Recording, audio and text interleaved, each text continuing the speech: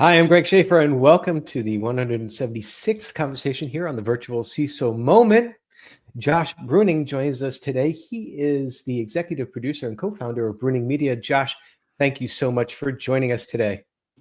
Thanks, Greg. It's always good when podcasters get together. I don't know if it's good or bad, but I think it's good because you never run out of things to talk about. So thanks for having me on your #1 cybersecurity podcast. Thank you. Yes, a group called Million Podcasts said that this podcast was #1 for cyber. I didn't pay him anything either. It's like I might have, but I Awesome. didn't.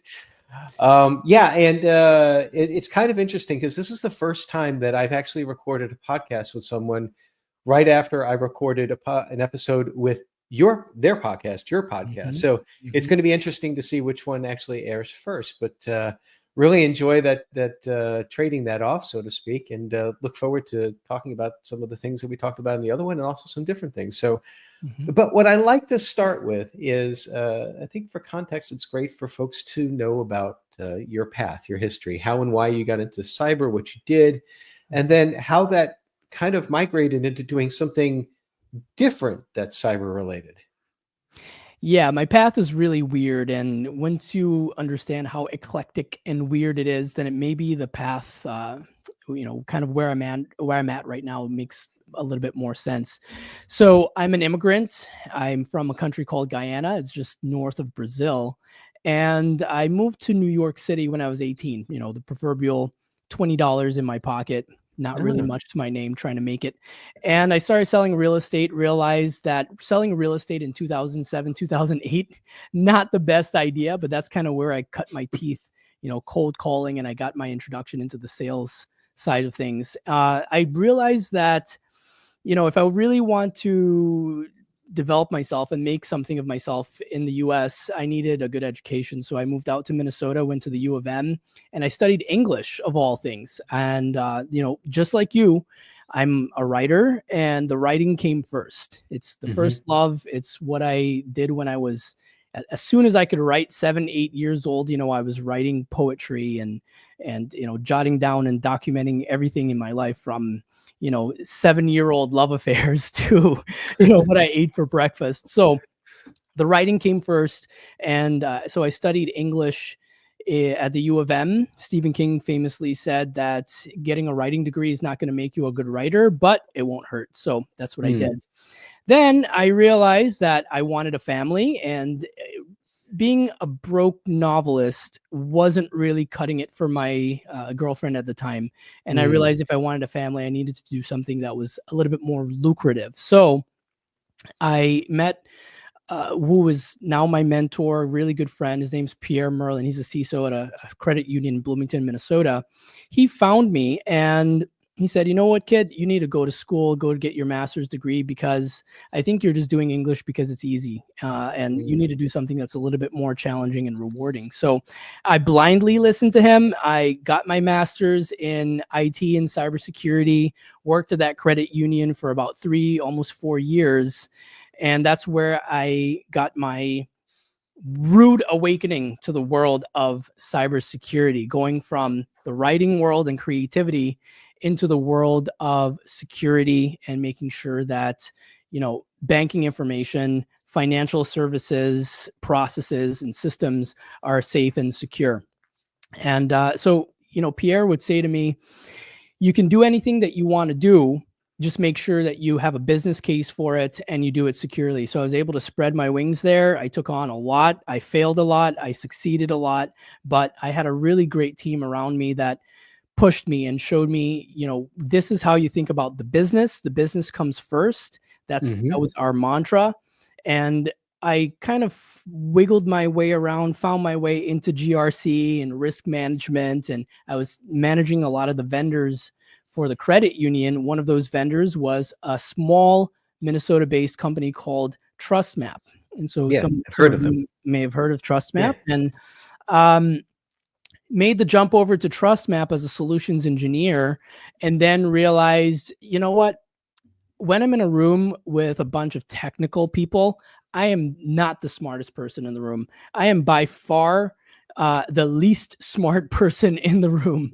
And I was like, well, I want to lean into something that I'm really good at. And so I got into marketing and sales, and I realized that working with people, building value propositions, delivering value, understanding how cybersecurity fits into the business and how it supports businesses, specifically with TrustMap from a security performance management standpoint, I began to enjoy it. I was like, wow, there is a place in InfoSec for people like me, for people who are more sales oriented and sort of see the big picture and aren't really good at being the hands on the keyboard kind of guy. So I went from immigrant to cybersecurity, sales guy, and now learning that there's much power in presentation, in human connection in sales and marketing.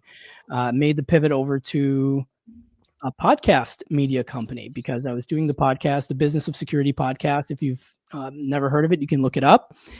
And that was TrustMap's podcast. And I realized that, hey, I was using this thing for years to build my network, to build my community, to earn trust. And this is something you said earlier in our previous conversation, Greg.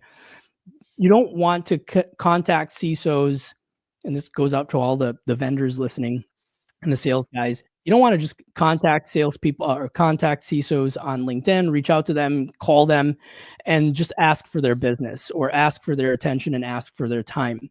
I realized very early on at my time at TrustMap that the way to engage with CISOs is to build a relationship. Absolutely. Value, to become a part of the community and to listen. My friend Dov Yorin over at Command Zero is the co-founder and CEO over at Command Zero, embodies this wonderfully. He listens. He meets with all of the people that, all the people that he is looking to connect with in the cybersecurity field.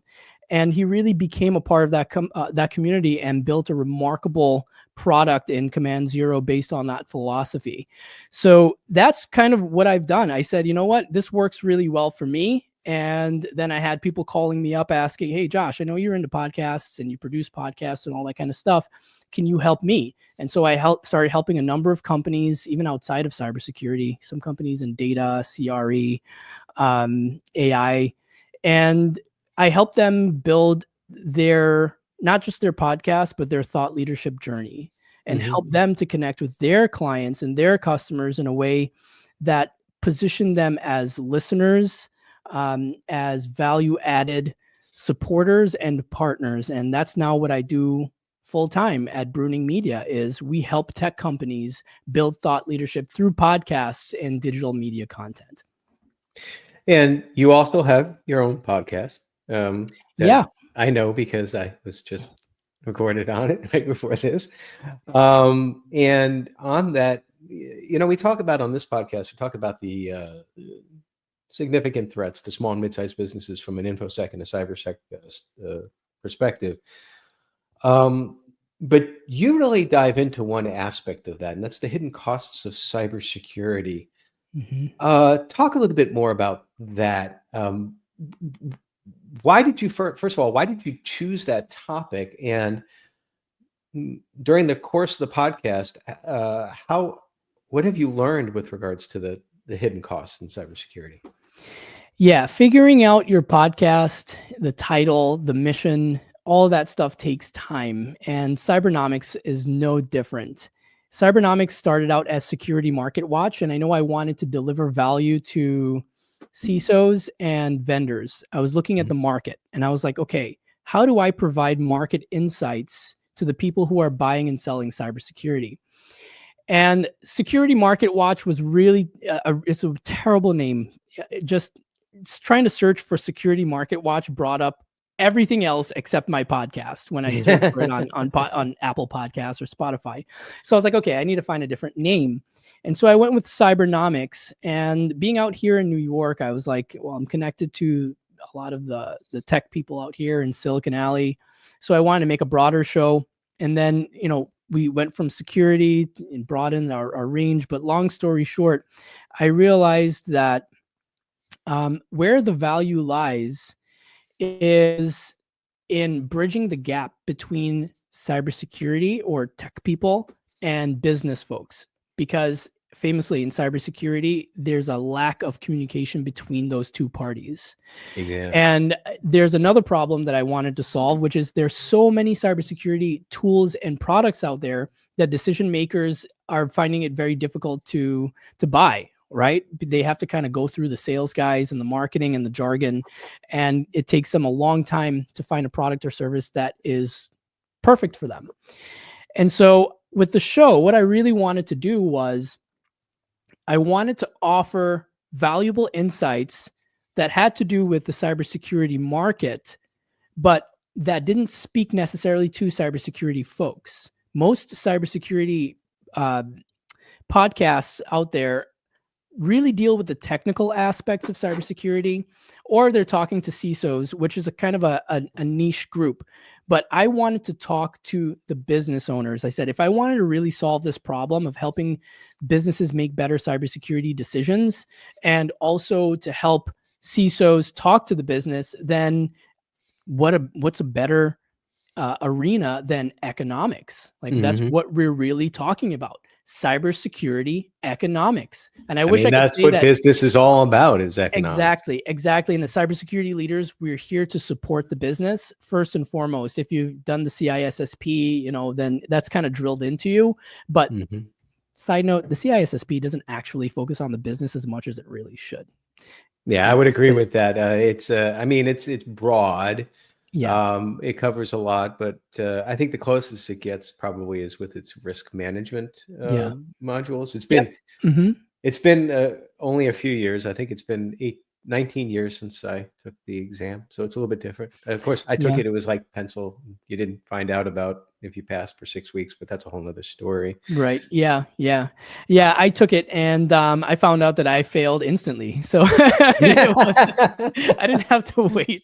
Instant gratification or instant non-gratification? I don't know. Exactly. And I got near proficiency for everything except risk, which I got above proficiency. So I could say that I have a CISSP in risk management only. That was the only part that I passed.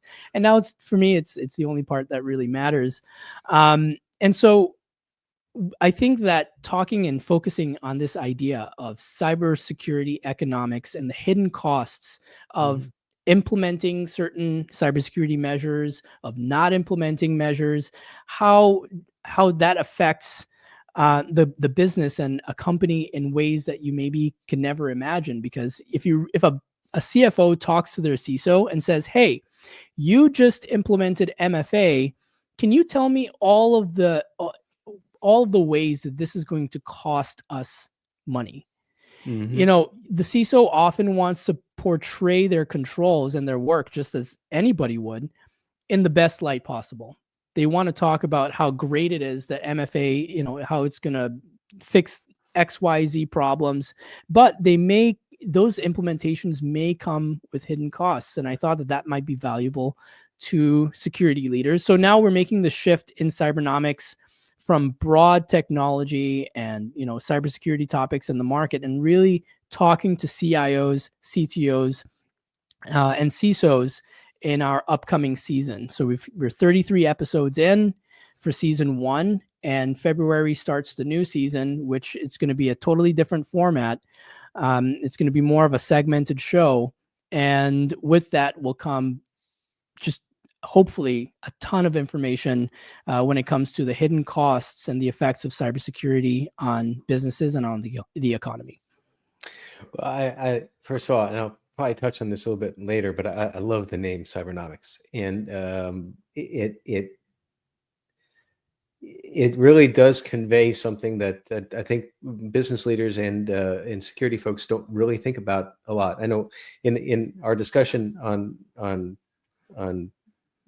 the episode that I did with you, we talked a lot about the hidden cost of replacing a CISO or just CISO churn, and I think that business leaders don't really think about any of these aspects a lot, and I think that us on the security side, we need to be more cognizant of being able to speak the business language. You used MFA as an example of like just to talk about, well, this can cost a lot, and maybe not necessarily even just money, but also in cultural changes and all of that, and friction and all that within the organization. What is one way that organizations can better get a handle on the hidden costs of cybersecurity? Ask questions. Just ask a lot of questions. If I am a business owner and I just purchased MFA, I just don't want to know how much that's going to cost from a product standpoint. But what are all of the facets of my business that would be affected by this implementation? So I would ask a lot of questions and, make sure that, I guess you can't make sure, except during the hiring process, to have security leaders that are completely transparent. Those that will not hide and just try to give you a rosy picture. If they're always giving you a rosy picture, then you know what? There are hidden costs. There are hidden costs to everything. So if they're painting you a picture that looks perfect and is going to, fix all your problems, we're going to get 0 findings on our audit, and you're not going to get or I should say the residual risk is minimal and all that stuff. Yeah, that may look good on paper, but how does this affect our workforce? How does this affect our customers? Is this going to slow things down? I know that's the one question that the business always asks, is how is this going to slow down our business? What are the operational costs? I think that's the operational costs can really add up. And I think that's a really good place for leaders and, even the CFO, the CEO to dig. But it really does come down to, are your business leaders interested in the business? Are they curious about cybersecurity? And are they curious about where their money is going? Are they curious about how every technology that it's implemented, how that affects not just their bottom line, but how does that affect the wallets of their customers? So I think it really just takes business folks who are very interested and very committed to making sure that they know where every dollar is going. And it takes CISOs and security leaders who are incredibly transparent and kind of hang their hat and build their reputation on making sure that the business has the full picture. The importance of telling how it is, saying not necessarily what the business wants to hear, but what they need to hear, is cannot be overstated in my opinion. I as you were talking about that, I was thinking about someone that I'd worked with in the past, not anymore, but this consultant. Whenever we would have our touch base meetings on clients, the first thing that the consultant would say is like, "Oh, everything's running great. Everything's great. This and that." And every time that the consultant told me that, I couldn't help but have this feeling there's something off, because there's never a time when everything is great. And to your point, it's like the business needs to know, needs to understand and have that information. But I want to switch gears for a moment and talk a little bit more about what you're doing as far as like helping businesses messaging with podcasts. And I guess maybe the first question that comes to mind is something you touched on a few minutes ago, and that's the importance of naming the podcast. Now, I have to admit, it's like over the years, I have come to have a love-hate relationship with the name The Virtual CISO Moment. And the Virtual CISO Moment started off as something completely different. It was Virtual CISO Minute, and it was just a vignette, me talking for a minute or two of security concepts. So it worked as a marketing tool back then. And then it has evolved into something now where I really can't change the name because I'm going to lose some of the branding, because people know it. And even though the name is kind of weird, I don't talk to virtual CISOs most of the time. But first of all, is naming like one of the more important things that a company needs to think about when they're starting a podcast, or what are the items that they need to think about, and how do you help them? Yeah, the name is very important. I would say it is of the utmost importance for a number of reasons. One, it keeps you on vision. It keeps you on track. and it tells your guests and your team and your company, your customers, everybody, what's important to you. Cybernomics is important to me. What's really important to me is that businesses make very smart cybersecurity business decisions. And also, it's important for SEO. So, search engine optimization is really big. I gave the example of trying to find security market watch. Every time I Google security market watch, security comes up, market comes up, watch comes up. There are lots of things with those words in the name. There are very few things that come up when you type cybernomics. If you were to go into Google or if you to go into Spotify or Apple Podcasts, you search cybernomics, it comes right up.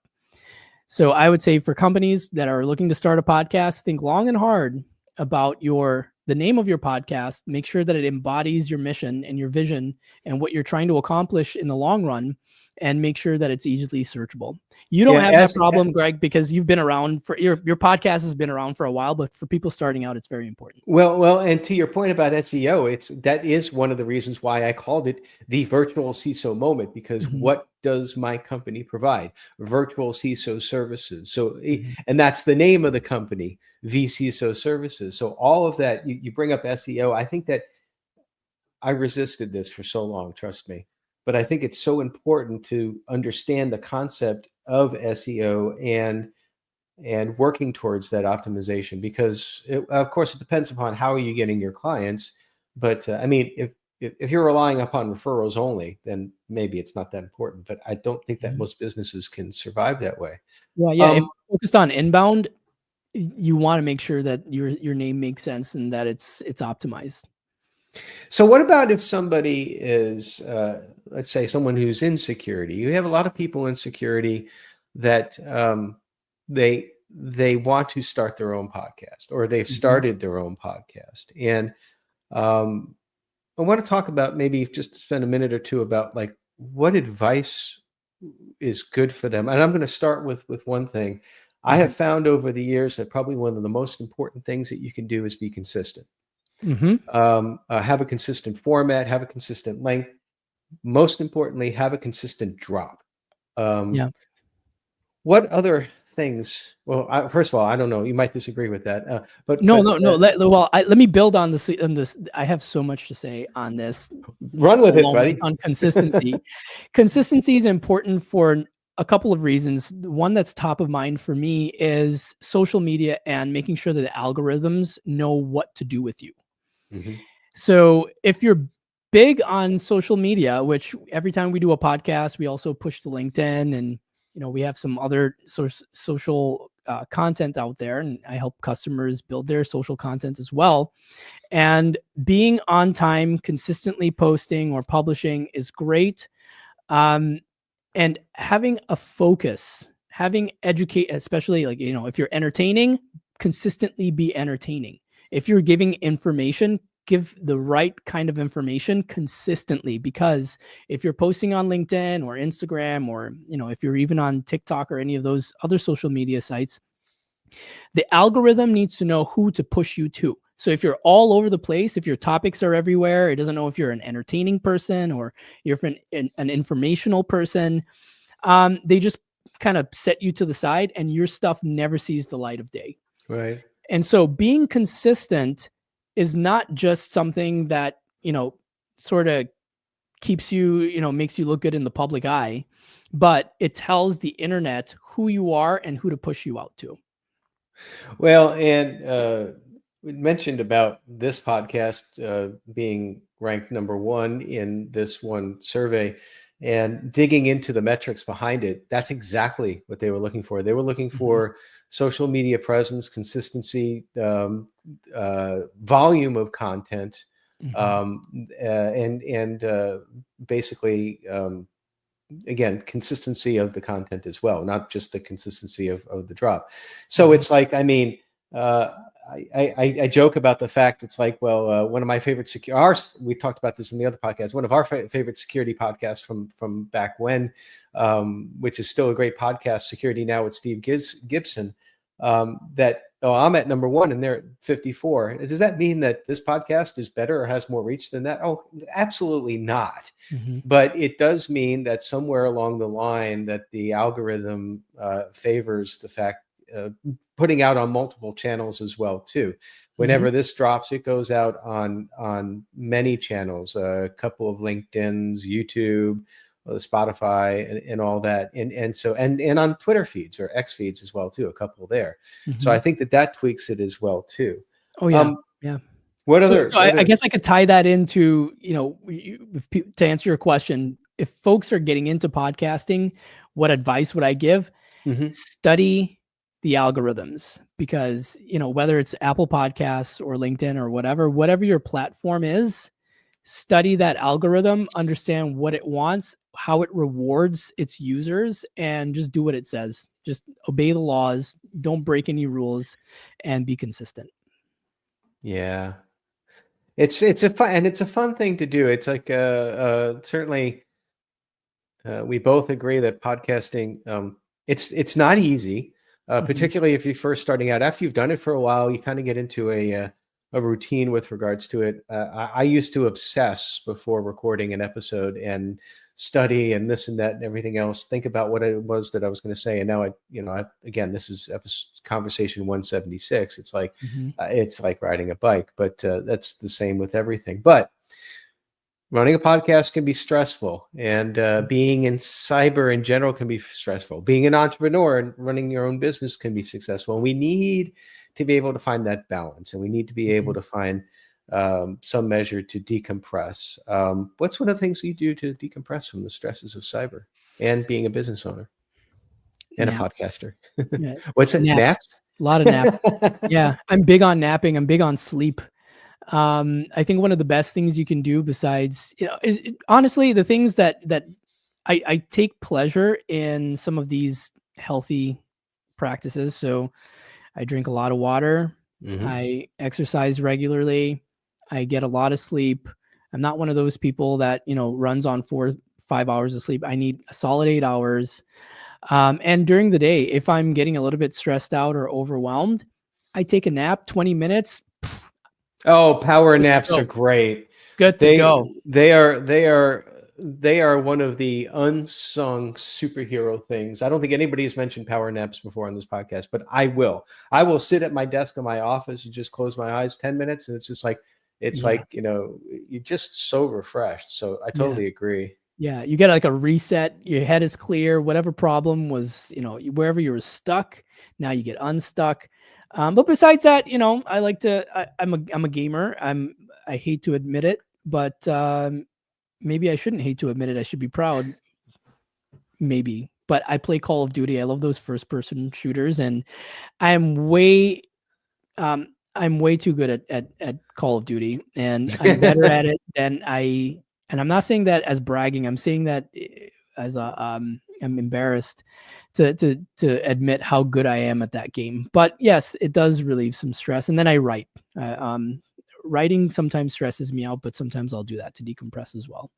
Any projects you're writing on right now that you want to mention? Yeah, actually, this will be published shortly, but we just finished. The team and I collectively wrote this book on podcasting. So it's a podcast guide that will be out. So if you have any questions about podcasting, hit me up. I'll give you an early copy. And I'm working on a novel called The House of Yat, and it's science fiction about an immortal boy who all of a sudden becomes mortal and suddenly has the urgency to find his mother, because over time they kind of lost contact. But now that he's got some, there's a time limit on his life for the first time in a long time. He needs to find his mother and get some things off his chest. So the whole book is just this kid overcoming the tribulations of an immortal, now mortal, in order to find his long lost mom. That's awesome. And the writing process, one of the things I love about fiction writing process is just creating the world creation. You're creating this world, and certainly with sci-fi, you can I don't want to say take more liberties, but you have more opportunities. But you can be speculative. That's what I love about it. Speculative is a very good word. I like that. So what about future plans outside of, well, first of all, when do you think the book will be done? Oh boy, I've been working on that thing for the last, I don't know, 2 or 3 years. I dust it. I pull it out of the drawer and dust it off and work on it for a little bit. And hopefully by the end of this year, I really Uh-huh. want to commit to finishing it by the end of this year. Don't hold your breath. It may never see the light of day, but it is fun to work on. And what takes up most of my time today is really Bruyning Media. And Uh-huh. we're a brand new company. We've been doing podcasts for a long time. The team is excellent. Everybody's comes from the world of software and product management and tech and communications. And so what we're doing is just basically focusing on helping as many tech companies specifically. Will help anyone, but we specifically focus on tech companies, and cybersecurity's got a place in my heart, obviously. Trying to help them with their podcasting production needs and digital content strategy, creation, production, and all that stuff. So that's got most of my focus. And if I've got time, I'll finish the novel. Yeah, you'll find the time, I'm sure. Yeah, I'll find If the somebody wants to get a time. hold of you, what's the best way to do it? LinkedIn is great. So you can look me up on LinkedIn, Josh Bruyning, Bruyning. You can check out Bruyning Media at bruyning.com, Bruyning.com. You can drop us a note there, or you can email me at josh@bruyning.com. All right, Josh. The podcast is Cybernomics. Season 2 starts in February, so I encourage everybody to check it out, and not just because I'm on it. But definitely enjoyed. Again, this is one of the probably the only time this is ever going to happen where I've had 2 conversations with the same person, same day, 2 different podcasts. Absolutely wonderful talking with you, Josh. I've thoroughly enjoyed it. All right. Thanks, Greg. One for the history books. And everybody, stay secure.